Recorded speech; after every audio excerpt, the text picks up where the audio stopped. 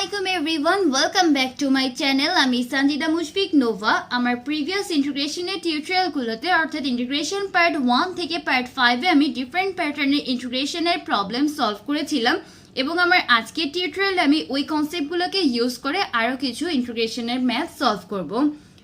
ফার্স্টে আমি এই ইকুয়েশনটা সলভ করব। integration of dx divided by x into 1 plus ln x whole square আর লিমিটের ভ্যালু দেওয়া আছে lower limit 1 upper limit e square. এই টাইপের ম্যাথ সলভ করার সময় ফার্স্টে আমাদেরকে দেখতে হবে যে আমরা লেফট সাইডের বা রাইট সাইডের কোনো ভ্যালুটাকে মিলাতে পারি কিনা। অর্থাৎ আমি জিনিসটাকে একটু ইজিলি বলি যে আমরা যদি লন এক্সকে জেড ধরি তাহলে আমরা কি পাবো, একবার এটাকে ডিফারেন্সিয়েট করলে আমাদের 1/x চলে আসে, কারণ ddx of ln x equal to 1/x। এই ক্ষেত্রে আমরা শুধুমাত্র ln x-টাকেও z ধরতে পারতাম, বাট পরবর্তীতে আমাদের ম্যাথটা সলভ করতে একটু ডিফিকাল্ট হয়ে যেত। যার জন্য আমরা সবসময় ট্রাই করব যে বড় কিছুকে যদি আমরা কোনো একটা ভ্যালুতে রিপ্লেস করতে পারি, মানে কনসিডার করতে পারি, সেক্ষেত্রে আমাদের ম্যাথটা সলভ করা অনেক ইজি হয়ে যায়। এই জন্য ফার্স্টে আমি 1 প্লাস ln x-কে z ধরে নিয়েছি। দেন আমরা কি জানি, কনস্ট্যান্ট কোনো কিছুকে ডিফারেন্সিয়েট করলে ওইটা 0 হয়ে যায়। দেন আমরা লেফট সাইড এবং রাইট সাইড দুই সাইডে ddx এর রেসপেক্টে ডিফারেন্সিয়েট করেছি। ddx of 1 plus ln x equal to ddx of z। Then constant কোনো কিছুকে ডিফারেন্সিয়েট করলে এটা 0 হয়ে যায়, এই জন্য এই টার্মটা বাদ চলে গেল। আর ddx of ln x equal to 1/x। আর রাইট সাইডে কি ছিল, ddx of z। Then side change করলে আমাদের চলে আসবে dx divided by x equal to dz।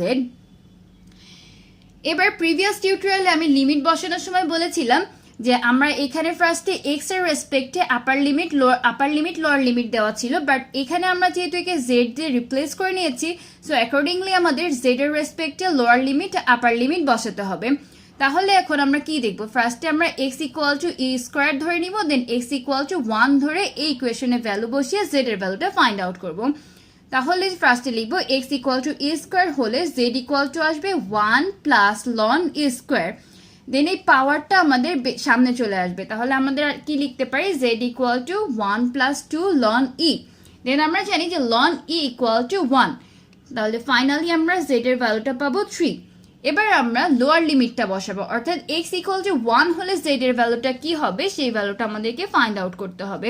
তাহলে x ইকুয়াল টু 1 হলে আমাদের z ইকুয়াল টু আসবে 1 প্লাস ln 1, আর ln 1 এর ভ্যালু হচ্ছে 0, তাহলে ফাইনালি আসবে z ইকুয়াল টু 1। দেন যে মেন ইকুয়েশনটা ছিল, এই মেন ইকুয়েশনে আমাদেরকে লিমিটটা বসাতে হবে, কারণ আমরা 1 প্লাস ln x কে ধরে নিয়েছিলাম z, তাহলে এখানে আমরা লিখতে পারি z স্কোয়ার। আর আমাদের dx ডিভাইডেড বাই x এর ভ্যালুটা এসেছিল dz। তাহলে এখন এই ফুল ইকুয়েশনটাকে যদি আমরা z এর রেসপেক্টে লিখতে চাই তাহলে আমরা লিখতে পারি 1 divided by z square dz। আর লিমিটটাও তাহলে z এর মতো করে চেঞ্জ হয়ে যাবে, তাহলে আমাদের লোয়ার লিমিটটা আসবে 1 এবং আপার লিমিটটা আসবে 3। 1/z স্কোয়ারকে আমরা লিখতে পারি z টু দি পাওয়ার -2। তাহলে এখন আমরা কি জানি, integration of x to the power n dx equal to x to the power n plus 1 divided by n plus 1। আর এখানে যেহেতু z টু দি পাওয়ার -2 আছে, তাহলে আমরা লিখতে পারবো যে z to the power -2 plus 1 divided by -2 plus 1। আর যে লিমিটগুলো ছিল এবার আমরা লিমিটগুলোকে বসিয়ে দিলাম, দিয়ে আমরা ফাইনাল রেজাল্টটা পাবো -1 z টু দি পাওয়ার -1 lower limit 1 upper limit 3। Then finally আমাদেরকে জেডটাকে এবার লিমিট বসাতে হবে। ফার্স্টে একবার আপার লিমিট বসাবো, দেন মাইনাস দিয়ে আমরা লোয়ার লিমিটটা বসাবো। তাহলে আমাদের ফাইনাল রেজাল্টটা চলে আসবে 2 ডিভাইডেড বাই 3। এই ম্যাথটা সলভ করার সময় কোশ্চেন প্যাটার্ন দেখে অনেকে মনে করে মেবি ম্যাথটা অনেক ডিফিকাল্ট হবে, কারণ এখানে যেহেতু লিমিট ln 2 দেওয়া আছে, e to the power x দেওয়া আছে, কিন্তু আসলে অঙ্কটা অনেক ইজিলি সলভ করা যায়, জাস্ট একটা ট্রিক্স ইউজ করতে হবে। আর ট্রিক্সটা যখন ইউজ করবো তখন খুব কেয়ারফুলি আমাদেরকে ট্রিক্সটা ইউজ করতে হবে। আমরা কি জানি, e to the power x কে কি ডিফারেন্সিয়েট করলে e টু দি পাওয়ার x-ই পাওয়া যায়। তাহলে আমরা যখন z এর ভ্যালুটা কনসিডার করব, এমনভাবে আমাদেরকে z এর ভ্যালুটা ধরতে হবে যাতে আমরা খুব ইজিলি এই ফরম্যাটে নিয়ে আসতে পারি। ফার্স্টে আমরা এখন ধরে নিলাম যে 1 plus e to the power x equal to z। Then আমরা বোথ সাইডে ডিফারেন্সিয়েট করব। বোথ সাইডে ডিফারেন্সিয়েট করলে কনস্ট্যান্ট কোনো কিছুকে ডিফারেন্সিয়েট করলে আমরা 0 পেয়ে যাচ্ছি, আর e to the power x কে ডিফারেন্সিয়েট করলে ই টু দি পাওয়ার x-ই থাকে। দেন যখন আমরা সাইড চেঞ্জ করব তখন আমাদের আসবে e to the power x dx equal to dz। এবার আমাদেরকে লিমিটের ভ্যালুটা চেঞ্জ করে নিতে হবে। লিমিটের ভ্যালুর ক্ষেত্রে আমাদের আপার লিমিট ছিল ln 2 এবং লোয়ার লিমিট ছিল 0।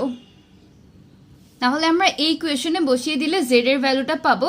আপার লিমিট যখন বসাবো তখন আমাদেরকে x ইকুয়াল টু ln 2 লিখতে হবে, that means 1 plus e to the power ln 2 equal to z। তারপরে আমাদের আসবে 1 প্লাস 2 ইকুয়াল টু 3, আর x ইকুয়াল টু যখন আমরা 0 বসাবো তখন আমাদের আসবে z equal to 1 plus e to the power 0, that means e to the power 0 এর ভ্যালু 1, তাহলে 1 প্লাস 1 2।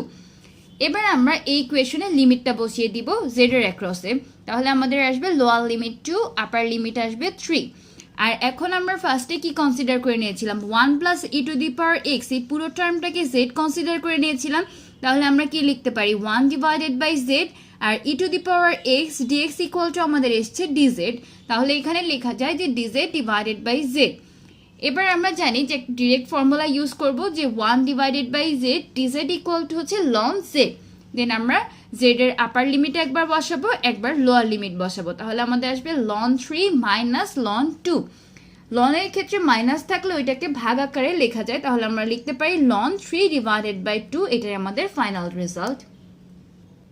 এই ম্যাথটা সলভ করার সময় আমরা কিন্তু ডিরেক্ট ম্যাথটাকে সলভ করতে পারবো না। সাপোজ আমাদের এরকম দেওয়া আছে যে integration of tan cube x plus tan x dx, limit দেওয়া আছে 0 থেকে π/4। এক্ষেত্রে আমরা কি জানি, 1 plus tan square x equal two sec square x। তাহলে ফার্স্টে আমরা যদি আবার ddx of tan x equal to আমাদের আসে sec স্কোয়ার x, তাহলে আমাদেরকে এই ফরম্যাটগুলো ফার্স্টে একটু মাথায় ক্যালকুলেট করে নিতে হবে। দেন আমরা ফার্স্টে এখান থেকে tan x টাকে কমন নিয়ে নিব। tan x কে যদি আমরা কমন নিয়ে নেই, অর্থাৎ আমরা এই লাইনটা যদি মনে করে বা বুঝে সলভ করতে পারি, তাহলে আমাদের পরবর্তী স্টেপগুলো আমরা খুব ইজিলি সলভ করতে পারবো। এখানে ফার্স্টে আমি tan x টাকে কমন নিয়ে নিলাম, দেন আমার আসলো tan স্কোয়ার x প্লাস 1 দেন dx। আর এই ম্যাথগুলো সলভ করার সময় ত্রিকোণমিতিক ফর্মুলাগুলোকে অলওয়েজ একটু মাথায় রাখবেন, তাহলে আপনাদের খুব ইজি হবে ম্যাথটা সলভ করতে।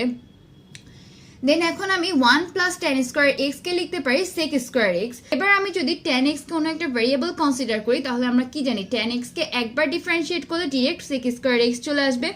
তাহলে আমি tan x কে z ধরলাম, দেন আমি লেফট সাইড এবং রাইট সাইড বোথ সাইডে ডিফারেন্সিয়েট করলাম, তাহলে আমার কি আসলো sec square x dx equal to dz।